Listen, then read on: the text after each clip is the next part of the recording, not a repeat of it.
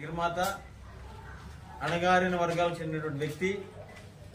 ఆనాడు ఒక పేద కుటుంబంలో పుట్టి ఉన్నత చదువులు చదివి ఇలా భారతదేశంలోనే కాకుండా ప్రపంచ దేశాల్లో పేరు గాంచిన వ్యక్తి డాక్టర్ బిఆర్ అంబేద్కర్ గారు. కేంద్రంలో బీజేపీ వచ్చినాక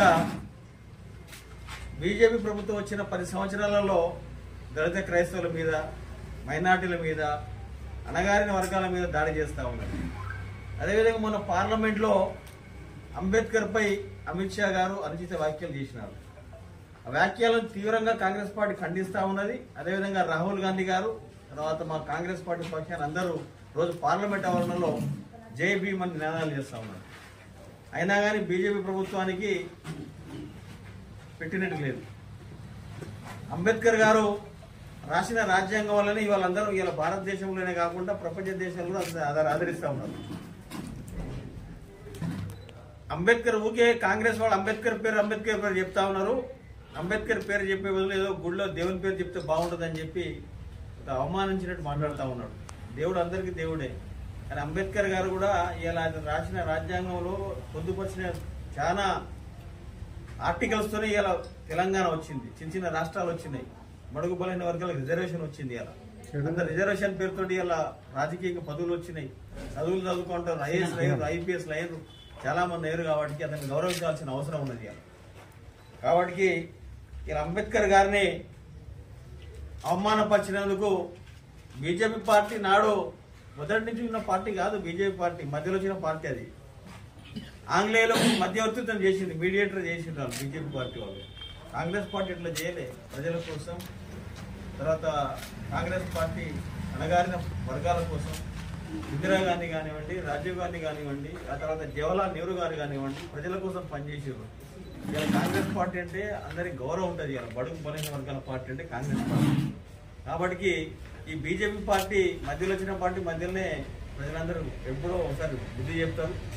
తప్పకుండా ఇలా అంబేద్కర్ని మనం అందరం గౌరవించాల్సిన అవసరం ఉంది. ఇలా కాబట్టి రేపు మా కాంగ్రెస్ పార్టీ ఆదేశానుసారం, పీసీసీ ఏసీ ఆదేశానుసారం రేపు ఇక్కడి నుంచి మన క్యాంప్ కార్యాలయం నుంచి ర్యాలీగా కలెక్టర్ గారిపై మెమోరాండం ఇస్తాం.